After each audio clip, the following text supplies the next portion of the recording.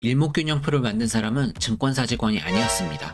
도쿄의 한 신문사에서 조판 일을 하던 기자였습니다. 이 사람이 표 하나를 완성하는 데 걸린 시간은 무려 30년입니다. 그런데 이상한 점이 하나 있습니다. 기자가 왜 주식 차트를 30년씩이나 붙잡고 있었을까요?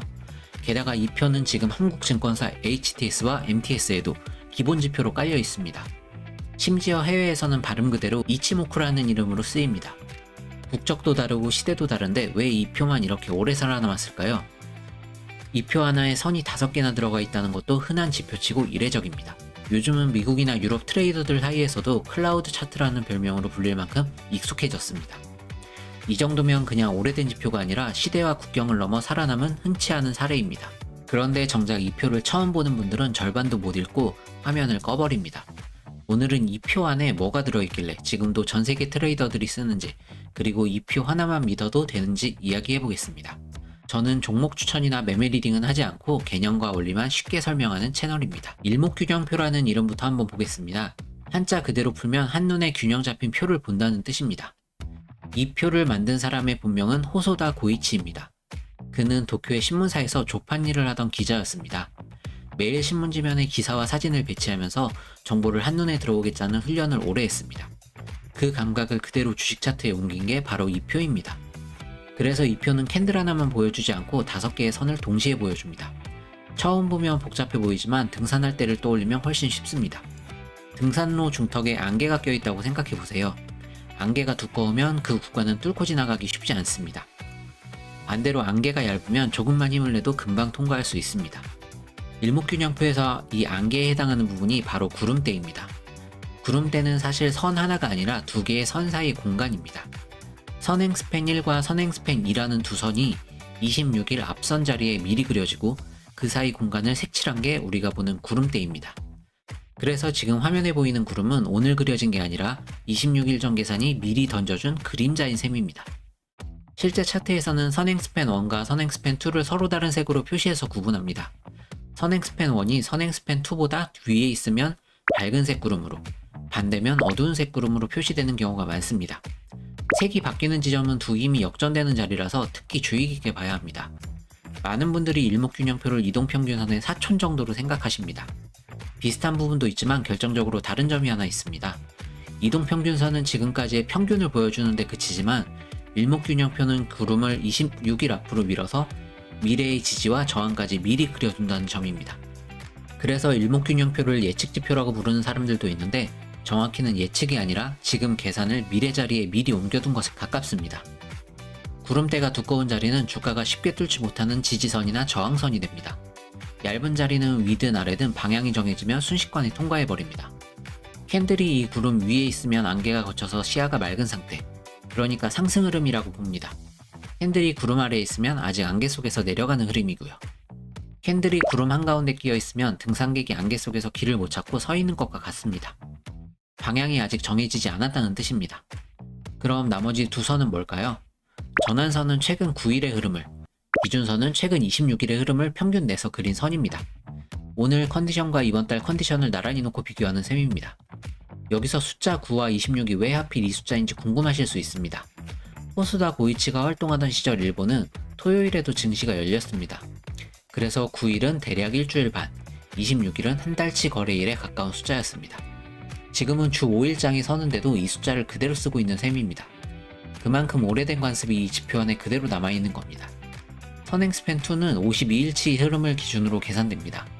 26일보다 2배 긴 구간을 보기 때문에 선행스팬2는 좀 더 완만하게 움직이는 편입니다. 그래서 구름 두께가 벌어지고 좁혀지는 흐름 자체가 시장의 힘 차이를 보여주는 그래프이기도 합니다.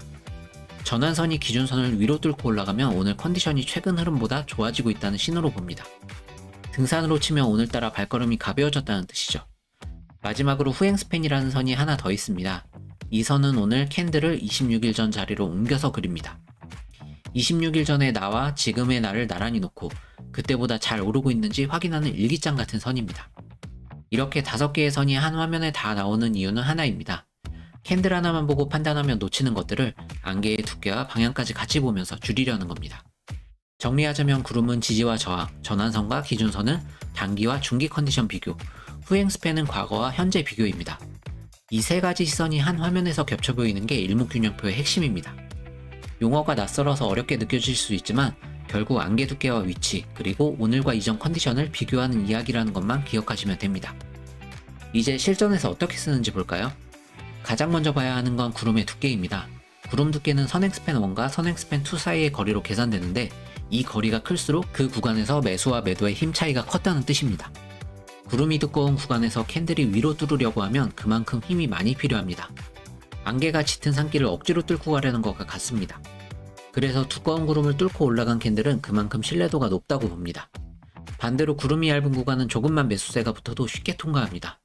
그만큼 다시 밀릴 가능성도 같이 봐야 합니다. 안개가 거쳐야 길이 보입니다. 지금 이 표를 처음 보는 분들은 이 한 문장만 기억하셔도 됩니다. 구름 두께를 보지 않고 캔들 위치만 보면 안개가 살짝 옅어진 걸 완전히 거쳤다고 착각하는 경우가 많습니다. 예를 들어 한 종목이 얇은 구름을 살짝 뚫고 올라갔다고 해보겠습니다. 겉으로는 상승 돌파처럼 보이지만 구름이 워낙 얇았기 때문에 힘없이 뚫린 것일 수도 있습니다. 이럴 때는 하루 이틀 더 지켜보면서 캔들이 구름 위에서 버티는지 확인하는 게 낫습니다.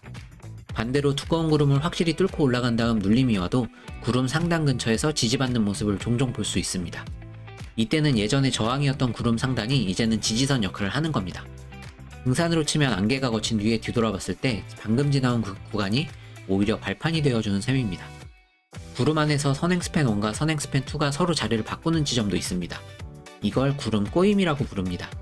구름 꼬임이 있는 자리는 앞으로 26일 뒤에 추세가 바뀔 가능성이 있는 자리로 미리 표시해 두는 겁니다. 지금 이 순간이 아니라 미래 어느 지점에 안개가 짙어지거나 옅어질 예정이라는 걸 미리 알려주는 셈이죠. 구름 꼬임이 나타난 자리를 26일 뒤에 다시 확인해보면 실제로 방향이 바뀌어 있는지 아닌지 스스로 검증해 볼 수 있습니다. 이렇게 미리 표시된 자리를 뒤늦게라도 복귀해보는 습관이 일목균형표를 익히는데 큰 도움이 됩니다. 초보 때 흔한 실수 중 하나가 후행 스팬 위치를 반대로 헷갈리는 겁니다. 후행 스팬은 오늘 캔들이 아니라 26일 전 캔들 자리에 표시된다는 점을 놓치면 지금 신호를 과거 신호로 착각하기 쉽습니다. 이걸 반도체 업종에 적용해보면 더 와닿습니다. 반도체는 원래 사이클이 큰 업종이라 구름 두께가 유독 크게 벌어지는 구간이 많습니다. 사이클 저점을 지나 반등이 시작될 때 두꺼운 구름을 뚫는데 시간이 오래 걸리는 이유도 여기 있습니다.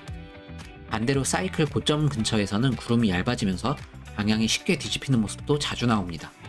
반대로 필수 소비재처럼 등락폭이 크지 않은 업종은 구름 두께 자체가 원래 얇게 형성되는 경우가 많습니다. 이런 업종에서는 두께보다 구름 위아래 전환 횟수를 더 눈여겨보는 편이 낫습니다.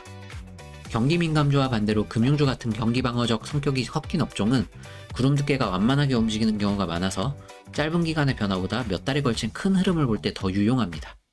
사실 이 지표는 오랫동안 일본 밖에서는 잘 알려지지 않았습니다. 관련 자료 대부분이 일본어로만 남아있었기 때문이에요.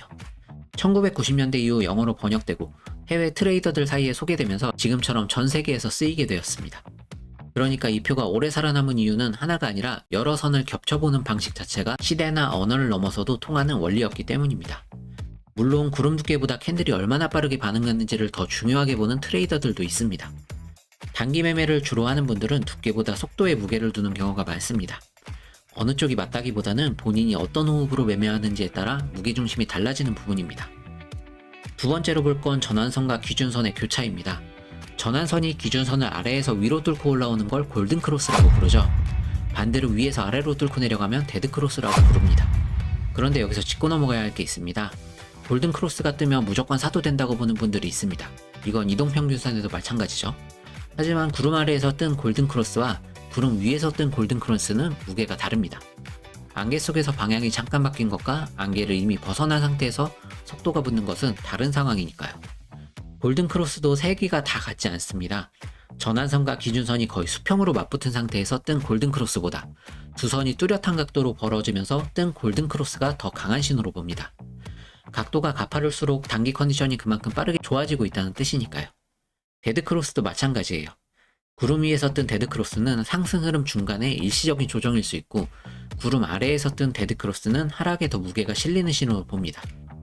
짧은 기간 안에 골든크로스와 데드크로스가 여러 번 반복되면 그만큼 방향이 아직 정해지지 않은 구간이라는 뜻입니다. 이럴 때는 크로스 신호를 하나씩 따라가기보다 잠시 관찰 기간을 두고 방향이 뚜렷해질 때까지 기다리는 것도 방법입니다. 기준선이 한동안 평평하게 이어지는 구간도 눈여겨볼 만합니다. 기준선이 평평한 구간은 그 가격대에서 매수와 매도 힘이 오래 팽팽하게 맞섰다는 뜻이 아니라 나중에 캔들이 그 가격대로 돌아오면 지지나 저항으로 다시 작동하는 경우가 많습니다. 그래서 전환선과 기준선 교차만 따로 떼어서 매매 신호로 쓰는 건 권하지 않습니다. 구름 위치까지 같이 확인한 다음에야 의미를 둡니다. 이 부분에서 신문 조판하던 기자 이야기가 다시 떠오릅니다. 호소다고 이치는 선 하나만 보고 지면을 짜지 않았습니다. 여러 요소를 겹쳐놓고 전체 균형을 봤기 때문에 표 이름에도 균형이라는 말이 들어간 겁니다. 그러니까 골든크로스 하나만 보고 들어가는 건 지면 배치에서 사진 한 장만 보고 신문지 전체를 완성하는 것과 비슷합니다. 세 번째는 후행 스팬입니다. 후행 스팬이 26일 전 캔들 위에 있으면 상승 흐름이 이어지고 있다는 뜻으로 봅니다. 후행 스팬이 26일 전 캔들을 아래에서 위로 뚫고 올라가는 순간도 하나의 신호로 봅니다. 이때는 지금 흐름이 26일 전보다 확실히 좋아지고 있다는 뜻이 아니라 앞서 본 구름과 크로스 신호에 힘을 더해주는 역할을 합니다. 후행 스팬을 볼 때는 26일 전 캔들 하나만 보지 말고 그 앞뒤로 캔들이 어떤 흐름이었는지도 같이 봐야 합니다. 26일 전이 하필 급락 직후였다면 후행 스팬이 그 캔들 위로 올라가는 건 그리 어려운 일이 아니기 때문입니다. 그런데 여기까지만 보고 들어가면 위험한 순간이 있습니다. 이미 오를 만큼 올라서 숨이 찬 자리인데 후행 스팬만 보고 상승이라고 판단하는 경우입니다. 이 세 가지를 한 종목에 같이 대입해보면 이렇습니다. 구름 위에 있고 방금 전환선 기준선을 가파르게 뚫었고 후행 스팬도 26일 전 캔들을 넘어섰다면 세 가지 신호가 같은 방향을 가리키는 상태입니다. 반대로 구름 위에는 있는데 크로스는 아직 데드크로스 상태이고 후행 스팬도 26일 전 캔들 아래에서 머물러 있다면 신호들이 서로 어긋나 있는 상태라 조심스럽게 접근해야 합니다. 여기까지 살펴본 구름 두께, 크로스 강도, 후행 스팬 위치는 모두 방향과 힘을 가늠하는 도구입니다. 구름과 전환선, 기준선, 후행 스팬까지 다 확인해도 여전히 못 보는 게 하나 있습니다. 지금 이 흐름이 얼마나 과열됐는지, 얼마나 힘이 붙어서 오르고 있는지 일목균형표 혼자서는 알려주지 않습니다. 그래서 다음 파트에서는 MACD와 RSI를 같이 놓고 보는 방법을 정리해 보겠습니다. 오늘 밤 5분만 내서 직접 확인해 볼 걸 먼저 알려드릴게요.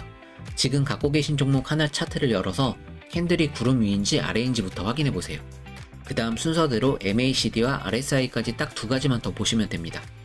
MACD와 RSI는 대부분 증권사 앱의 보조지표 추가 메뉴에서 바로 켤 수 있습니다.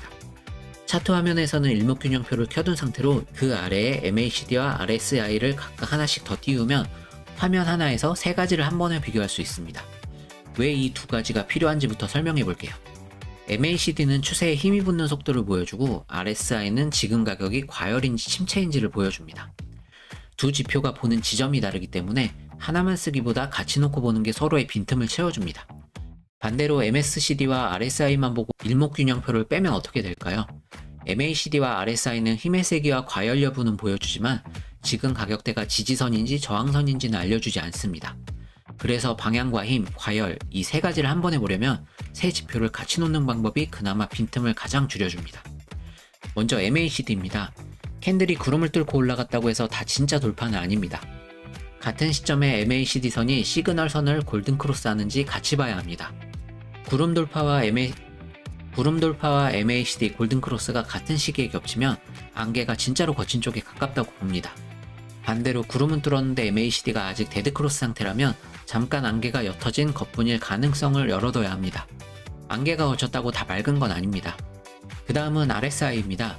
후행 스팬이 상승을 기다리고 있어도 RSI가 70 근처까지 올라와 있다면 이미 숨이 찬 상태에서 오르고 있다는 뜻입니다. 이럴 때 후행 스팬 하나만 믿고 들어가면 한창 오른 뒤에 올라타는 모양이 되기 쉽습니다. 반대로 캔들이 구름 아래에 있는데 RSI가 30 근처까지 내려와 있다면 하락 흐름이 과도하게 눌려있는 상태일 수 있어서 반등 가능성도 같이 열어둡니다. 참고로 MACD와 RSI 사이에서도 다이버전스라는 신호가 있습니다. 캔들은 신고점을 갱신하는데 MACD나 RSI는 오히려 고점을 낮추고 있다면 겉보기와 다르게 힘이 빠지고 있다는 신호로 봅니다.